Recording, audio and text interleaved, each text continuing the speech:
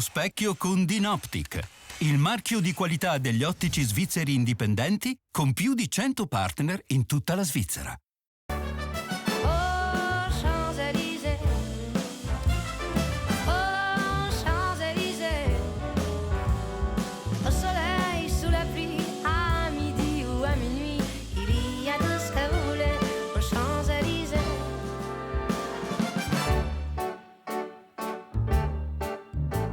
Buonasera, riprendo oggi una citazione di Oscar Wilde già evocata in un'edizione precedente dello Specchio. La citazione dice: non esiste una seconda occasione per fare una buona prima impressione. Allora io spero di non sbagliare oggi in entrata con la nostra ospite, che è un'esperta di galateo contemporaneo e di business etiquette, cioè galateo applicato al mondo del lavoro. Con il suo blog fortunatissimo, con i suoi libri, lei è riuscita a sottrarre il bon ton dalle sale da tè un po' invecchiate per riproporlo nel mondo digitale. Quindi lei sì, davvero sa come ci si comporta e come ci si presenta nel 2024. Avrò sbagliato qualcosa? Lo chiediamo subito alla nostra ospite Elisa Motterle. Buonasera e benvenuta. Buonasera Damiano, grazie infinite di avermi invitato e no, era tutto perfetto. È tutto perfetto. Benissimo. Ma è vera questa cosa che non esiste una seconda occasione per fare una buona prima impressione? Recuperare è difficile. Allora, ecco, è proprio questo, che in realtà una prima impressione non ottima si può recuperare, ma richiede fatica, lavoro, quindi se possiamo ottimizzare fin da subito, perché no? Come ci si presenta? Allora, quando si incontra una persona, io per esempio sono una persona che ama avere un contatto fisico, Sì. e in quel caso bisogna un po' astenersi, oppure... Beh, c'è la stretta di mano. La stretta Ecco. di mano è il principale contatto fisico che abbiamo con le persone che non rientrano nella nostra sfera intima, ed è proprio per questo che vale la pena di pensarci un attimo e di imparare a dare una stretta di mano che sia convincente. Penso che sia successo a tutti e anche a te, forse, se così provi a pensarci, di conoscere qualcuno, avere una certa impressione, farsi una certa idea e poi che quell'idea venga completamente stravolta da una stretta di mano che magari è troppo aggressiva perché ci stritola le ossa. Gli americani sembra che sono abbastanza energici nello C'è stringere la mano. Assolutamente, c'è un'enorme componente anche culturale. Però ecco, al di là poi della componente culturale, di cui poi se vuoi possiamo parlare, c'è di sicuro il fatto che la stretta di mano ci trasmette proprio delle sensazioni, si suol dire, no? Sensazione epidermica, proprio perché è data dal contatto pelle a pelle. Quindi non è scienza, non è che bisogna lanciare un razzo su Marte, però ecco, io credo che il galateo sia l'arte, forse nel mondo di oggi che va così veloce, un po' dimenticata, di fare le cose con intenzione e con cura. Quindi anche una stretta di mano, che è una cosa semplicissima, è vero che è semplice, però va fatta con attenzione, quindi appunto pensando all'altro, pensando che non va bene la stretta spaccaossa, così come non va bene Sì. il contrario, la classica Ma mano a pesce morto. sì, quella vera, un po' con la mano molliccia, sudaticcia e poco presente. Infatti ho notato, quando ci siamo incontrati prima di entrare in registrazione, mi ha dato una stretta di mano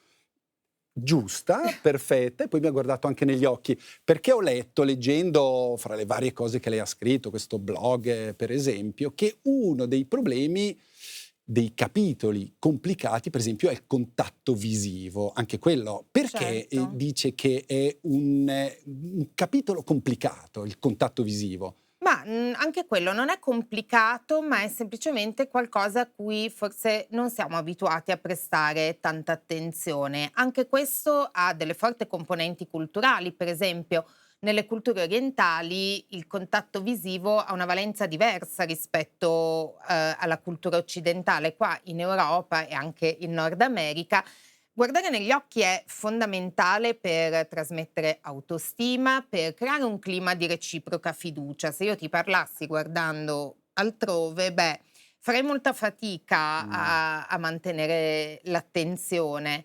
Non è così in Oriente, dove invece, al contrario, il fatto di guardare qualcuno negli occhi rappresenta un po' un atto di sfida. Si entra, diciamo, in un'aurea che è meglio magari non è... Ecco, Diciamo mantenere un po' una che distanza, appunto. è Quindi anche paese che vai, usanza usanza che che trovi, trovi, vale questo certo. detto e funziona. Ma cosa succede se il paese nel quale io vado ha delle usanze che entrano in conflitto con le usanze che io ho imparato e che magari sono anche dettate da una buona educazione? Beh, Mm, la buona educazione è mm, sempre ovviamente relativa a un periodo storico, basta leggere un libro di Galateo degli anni 50 per rendersene conto del fatto che all'epoca erano considerate accettabili delle cose che oggi non sono accettabili più. Pensiamo anche solo al fumare, mhm. che negli anni Vero. 50 era quasi una cosa, un vezzo, qualcosa che rendeva le persone più interessanti, più di mondo, e oggi invece, come dire, è qualcosa che socialmente di sicuro non aggiunge punti all'immagine di nessuno.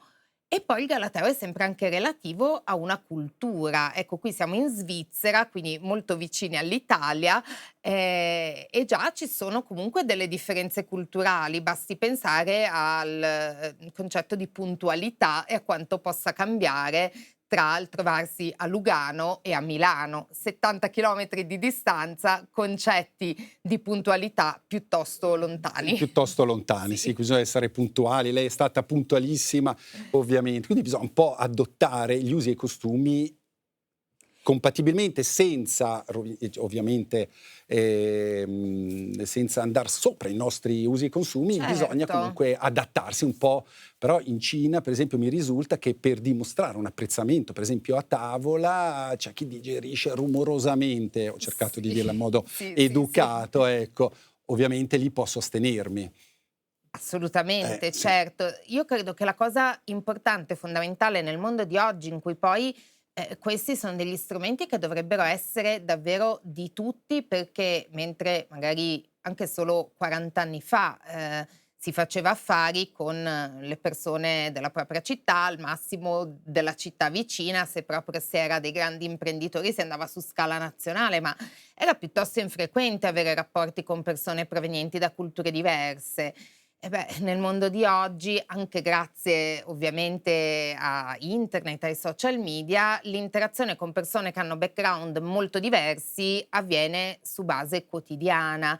E quindi, secondo me, la cosa più importante di tutti è proprio avere la consapevolezza della diversità e che nessuno ha torto o ragione, ma che Mhm. semplicemente ci sono tanti modi di affrontare la vita e di concepire il concetto di buona educazione. E che educazione ha avuto lei in dote a Vicenza, nella sua famiglia? Perché siamo partiti, abbiamo già parlato di diverse, siamo andati in Giappone, Stati Uniti, siamo entrati con Parigi, Champs-Élysées, cantata nella versione di Zaz, questo viale dove tutto sembra possibile, ma partiamo allora da Parigi adesso o da Vicenza? Partiamo da Vicenza, via. Partiamo da Vicenza, la sua città, che è una cittadina in Veneto meravigliosa, È molto che è nota bella. anche per essere patrimonio mondiale dell'UNESCO, le ville palladiane, il Rinascimento, insomma. L'ambiente determina anche chi siamo. Nel suo caso Vicenza, con la sua bellezza, ha dato a lei una particolare sensibilità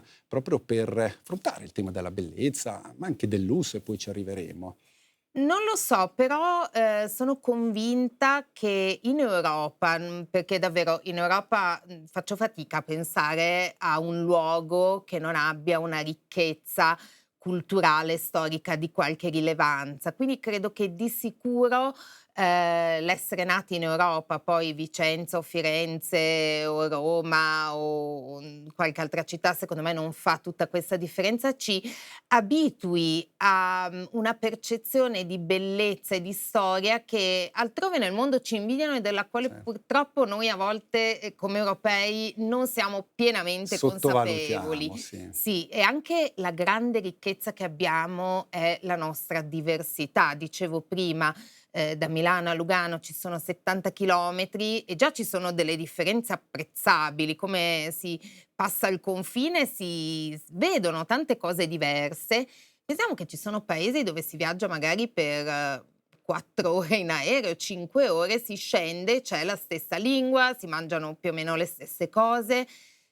Qui noi banalmente pensando appunto a Milano, con 1 ora e mezza di aereo possiamo avere a portata di mano una varietà di culture, una varietà di lingue, di cucine, ma anche muovendoci banalmente all'interno di un territorio molto più piccolo. La varietà è tanta ed è una ricchezza incredibile che andrebbe, a mio avviso, sicuramente, valorizzata, ecco. Vicenza, la sua famiglia ci porta nella sua casa d'infanzia. Sì. Uh, mamma mia, Papà e mamma cosa facevano? il mio papà è tuttora, Mh-mh. è solo andato in pensione, ma, era un commercialista, aveva uno studio di Mh-mh. commercialista. Mia madre insegnava in un liceo, insegnava lettere classiche, quindi Quindi italiano, storia, greco, latino, eccetera. ho letto a riguardo di Elisa Motterle che è entrata lei in un Ah collegio sì. di sua spontanea volontà e Sì, poi è sì, rimasta sì. delusa perché le regole non erano così severe. Sembra quasi un mondo al contrario. Di solito da ragazzi si cerca di scappare un po' dalle regole. Com'è andata questa No, storia? allora io devo dire, beh, un po' sono stata vittima di Lovely Sara. Quando ero bambina c'era questo cartone animato della bambina che poi è tratto dal libro, La piccola principessa, quindi questa storia strappalacrime, pieno stile vittoriano, e quindi un po' ero vittima di quel cartone animato. Un po', io ero molto insicura da bambina, molto Mh-mh. insicura, ero la classica bambina che non gioca con gli altri ma preferisce stare a guardare. Ehm, L'idea di entrare in un contesto dove ci fossero delle regole molto determinate mi dava una certa sicurezza.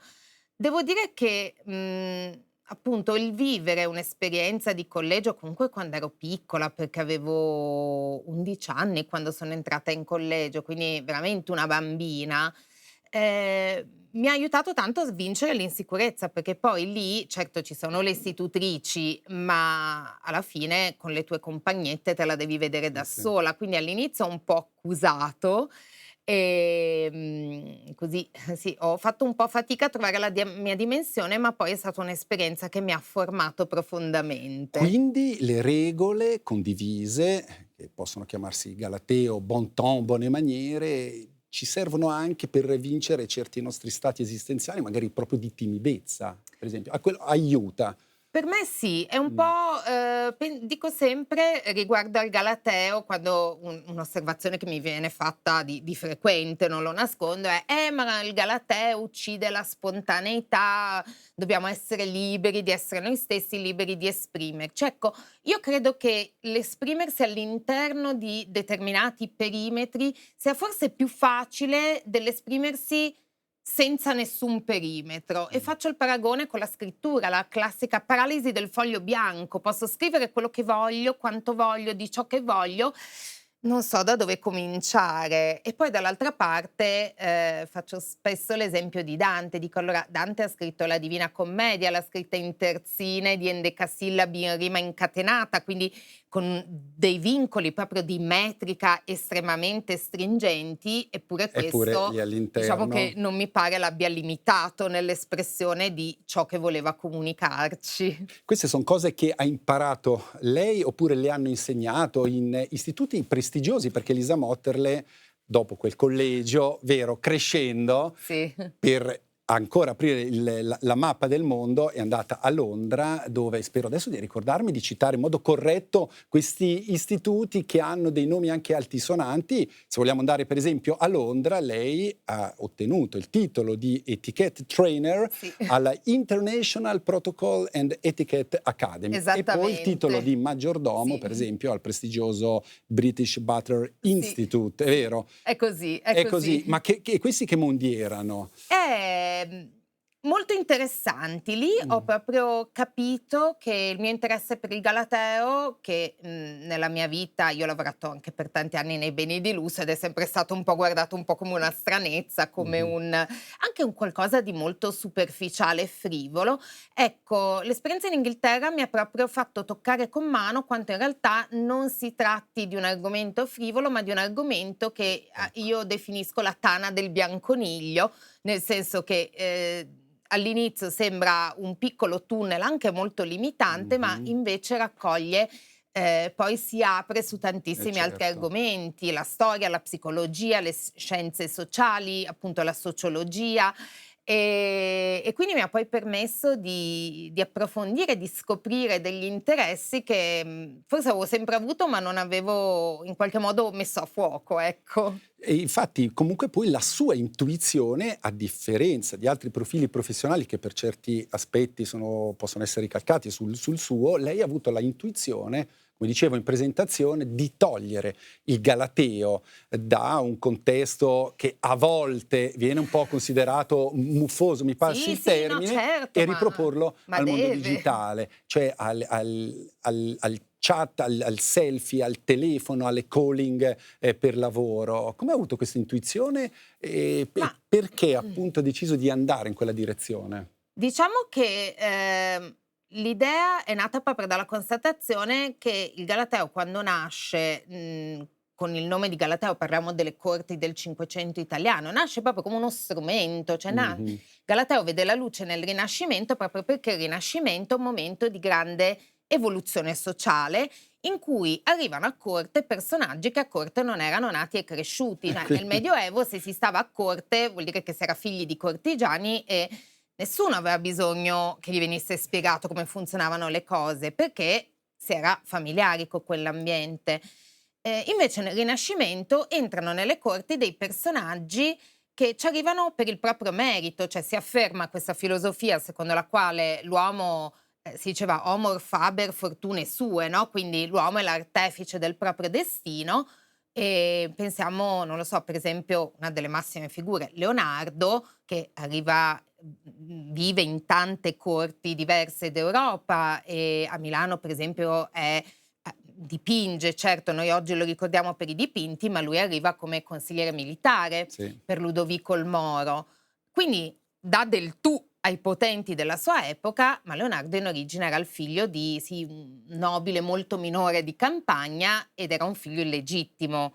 Quindi il Galateo nasce proprio per dare, dal libro di Monsignor della Casa, tanti altri libri che sono nati sullo stesso argomento in quel periodo, nasce proprio come istruzioni per l'uso. Guarda, tu arrivi a corte, fai così, È un un vademecum. vademecum. E quindi Mh. ho pensato che strano che oggi invece il Galateo venga visto come un qualcosa che ci ingabbia, che ci limita. Il Galateo secondo me deve essere uno strumento che noi abbiamo per dare il meglio di noi, per facilitarci la vita, cioè deve Mh-mh. essere il Galateo che serve a noi, non noi che siamo schiavi del Galateo e siamo lì a controllare, aspetta adesso la regola cosa dice.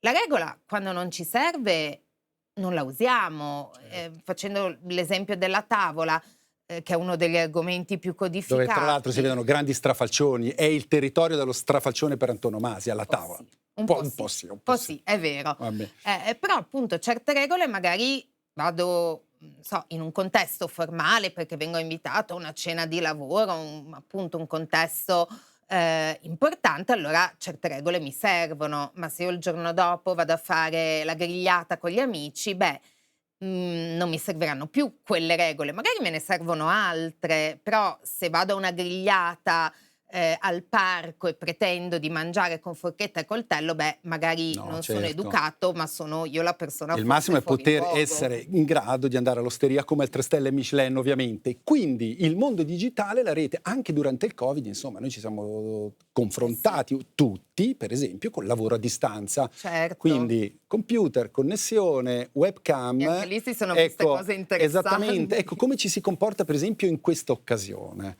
Una riunione al lavoro, a distanza. A distanza. Beh, innanzitutto, il mio suggerimento è quella di prenderla come una riunione non a distanza. Quindi, quante volte abbiamo visto, e vediamo tuttora ahimè, riunioni a distanza, persone che arrivano magari 5 minuti in ritardo perché Sì. tanto siamo tutti qua, forse durante la pandemia era ancora più forte perché tanto siamo tutti a casa, tanto che avrai mai da fare, sì, però se lo slot della riunione è questo, quindi non lo so, dalle 4 alle Mh-mh. 5, io magari ho delle altre cose da fare, anche se sono a casa. Poi una cosa molto importante è che mentre quando ci si incontra di persona, diciamo, il linguaggio del corpo, lo possiamo leggere nella sua totalità, Quando siamo invece davanti a uno schermo, ahimè, il nostro linguaggio del corpo è limitato alla nostra mimica facciale, quindi occorre fare una particolare attenzione sia alla mimica che abbiamo, quindi un ottimo esercizio è proprio quello, per esempio, di riprendersi mentre si parla per diventare consapevoli delle nostre espressioni e delle microespressioni. E dall'altra parte Poi quello di rendersi visibili, cioè pensare di essere davvero su un set, come qui abbiamo tutte le luci, la sedia all'altezza organizzare giusta, l'angolo di casa e poi non organizzarsi. presentarsi in pigiama, presumo Beh, che questo. questo rientra proprio nel fatto di dire, è una riunione, al lavoro ci andrei in pigiama? No, oppure un'altra cosa che si vede ogni tanto, persone che fanno la riunione da casa e quindi intanto mangiano, bevono o peggio fumano. No, Nel no, senso questo ovviamente non va bene. E come ci si deve comportare invece col telefonino? Siamo nella società del selfie, su questo va detto. Quindi sì. è un'operazione narcisistica, sdoganata, oppure ci mettiamo in vetrina, perché poi queste fotografie selfie spesso le pubblichiamo, quindi noi mettiamo in vetrina, pubblichiamo la nostra immagine. Stiamo esagerando? Allora, qui è una valutazione molto personale su cui chiaramente anche a livello proprio di sociologi, cioè la partita è aperta. Di sicuro mi viene da pensare che tutto quello che ognuno è libero di fare ciò che desidera, ma questo non deve mai andare a detrimento degli altri. E poi mi viene, in mente di ricordare che comunque c'è un ranking, quindi un ordine delle precedenze anche con le tecnologie. Se Mh-mh. io sono in presenza, ho qualcuno, un umano di fronte a me e ho il telefonino in mano, la persona umana dovrebbe sempre avere la precedenza sul device. Anche se insomma poi nella pratica sappiamo quanto non sia così, quanto sia frequente magari parlare con qualcuno e quest'altra persona nel frattempo: "Sì, sì, no, ma ti ascolto", e nel Certo, frattempo questo scrolla. È mh-mh. proprio una questione di attenzione e di rispetto per chi abbiamo vicino. Un nuovo fronte che si è aperto negli ultimi anni, direi, e che è di importazione americana, è quello del politicamente corretto, il political correct, Sì, che da una parte impone un'attenzione alle minoranze e certo, com'è giusto che come sia. altri denunciano il fatto che è una museruola la nostra spontaneità. Per esempio il plurale generico sovraesteso. Una volta si diceva buonasera, benvenuti a tutti, poi si è passati a dire buonasera, benvenuti a tutte e tutti. Però ora si dice, bisognerebbe dire, secondo un protocollo, diciamo, di politicamente corretto, buonasera a tutti, a tutte le persone presenti, perché persone che non si riconoscono nel sistema binario potrebbero sentirsi escluse. Quindi questa nouvelle vague è un nuovo e anche giustificato galateo, oppure è una museruola alla spontaneità ed è un'ansia a volte esagerata? Diciamo che è sicuramente una sensibilità nuova, legittimissima e sicuramente che porta l'attenzione su dei temi che hanno una loro dignità e di cui è importante parlare. Purtroppo, come sempre, è un po' l'uso che se ne fa.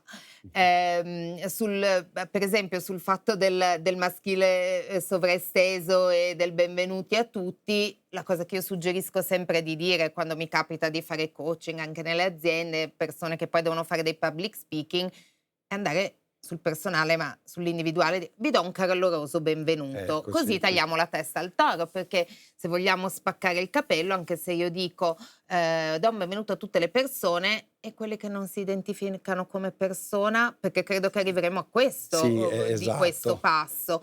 Purtroppo, nella società contemporanea c'è anche molto la tendenza a prendere tutto sul personale, mentre secondo me, una cosa davvero buona e giusta sarebbe anche la capacità di sviluppare una certa leggerezza, del non pensare che è sempre tutto rivolto contro di noi in particolare, ma, pensare che gli altri nella maggior parte dei casi sono in buona fede. E quando ho scritto questo libro, per esempio, che è il terzo di una serie, Bon Ton Pop, e quindi oltre all'attenzione al digitale, si capisce in Elisa Mottela anche un'attenzione a un certo linguaggio divulgativo, quindi pop. Bon Ton Pop il primo, Bon Ton Pop a tavola e Bon Ton Pop al lavoro. Sì. Ecco, questo è esattamente l'ultimo di una serie usciti per HarperCollins e infatti sempre il pop, al pop non si rinuncia. Al pop non si rinuncia, il Galateo deve diventare qualcosa di pop proprio perché è uno strumento che può servire a tutti. Appunto c'è questa visione del Galateo che mi serve se vado a prendere il tè a Buckingham Palace. Non è vero, il Galateo mi serve anche se sto a casa mia con mio marito la domenica mattina, perché il Galateo è rispetto. E non riesco a pensare a qualcuno che possa fare a meno del rispetto, a cui il rispetto non serve e non sia gradito. E con le sue figlie, Figli, un maschio e una femmina, lei, essendo comunque un'esperta di Galateo e di buone maniere, che come lei dice salveranno il mondo, Speriamo. lei qualche deroga la concede ai suoi figli? Beh, ma certo, sono bambini e Schiena dritta a tavola comunque, quella sì, quella quella sì. è No, una vedo la sua battaglia. postura e effettivamente è da schiena dritta, questo è No, un... quella è una battaglia sulla tavola che conduco proprio quotidianamente, non importa quante volte lo dici, di non tenere i gomiti, non t'appoggiare, non appoggiare la schiena dietro.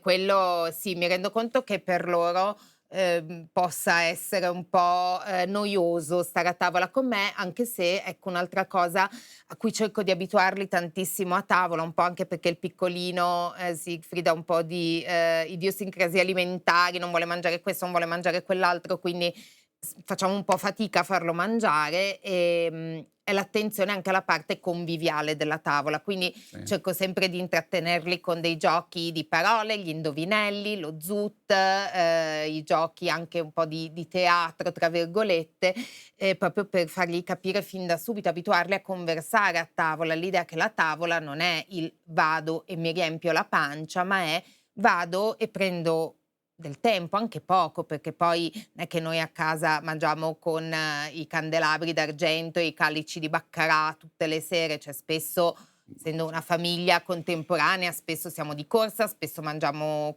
le cose consegnate con Deliveroo, spesso, insomma, come tutti, siamo in situazioni piuttosto casual. Però per me l'importante è il principio, l'idea che prendiamo anche solo veramente un quarto d'ora, ma quel quarto d'ora cerchiamo di essere tutti insieme, di raccontarci le cose come sono andate, oppure di scambiarci dei punti di vista, oppure fare gli indovinelli sulla frutta e la verdura, che in questo momento sono il grande bestseller di casa. E poi magari in casa si guarda un film tutti insieme, per esempio Il diavolo veste Prada, il film che Lisa Motter l'ha voluto portare qui allo specchio. Sì. E siamo in conclusione purtroppo, in uscita di questo film, un commento. Chi sei? Mi chiamo Andy Sachs. Mi sono laureata da poco alla Northwestern University. E che cosa ci fai qui? Penso di avere le capacità per lavorare come sua assistente. E... Sì, sono venuta a New York per fare la giornalista e ho mandato lettere da tutte le parti. Finalmente sono stata chiamata dalla Elias Clark, ho incontrato Sherry alle risorse umane e praticamente qui ho Auto Universe. Quindi tu non leggi Runway? No. E prima di oggi non avevi mai sentito parlare di me? No. E non hai la minima idea dello stile e del senso della moda? Beh,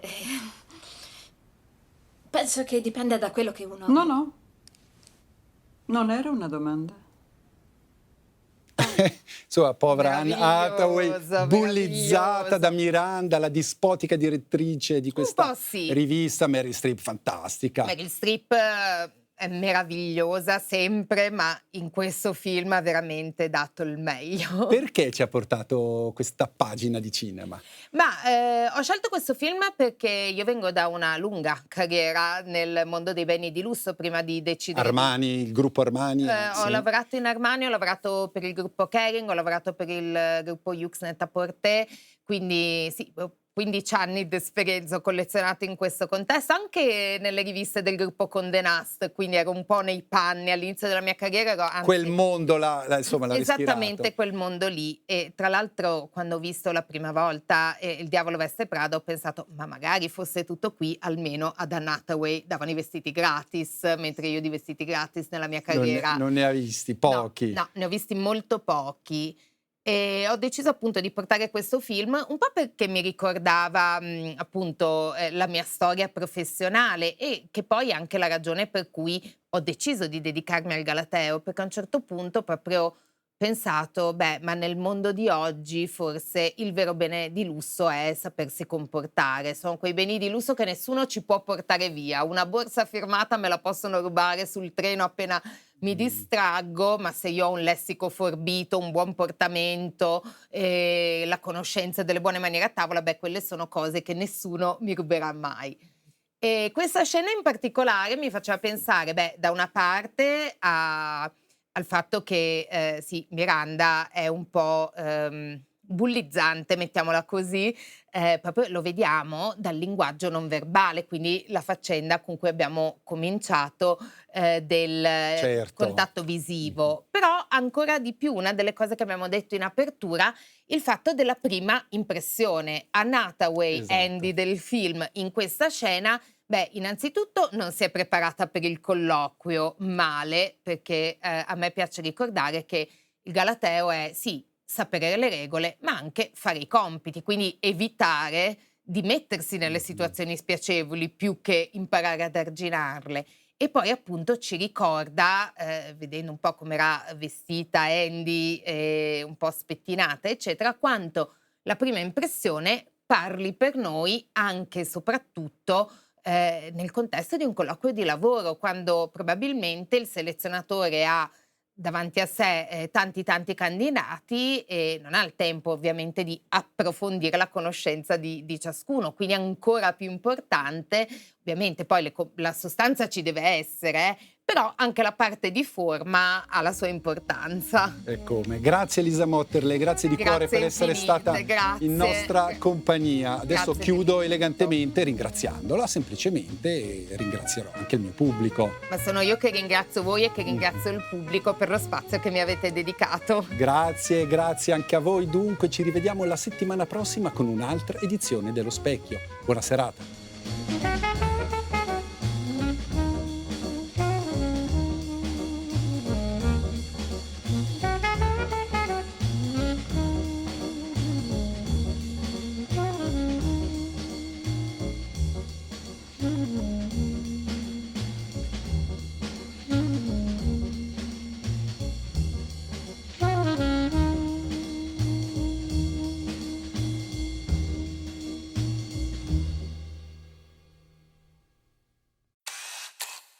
Lo specchio con Dinoptic, il marchio di qualità degli ottici svizzeri indipendenti con più di 100 partner in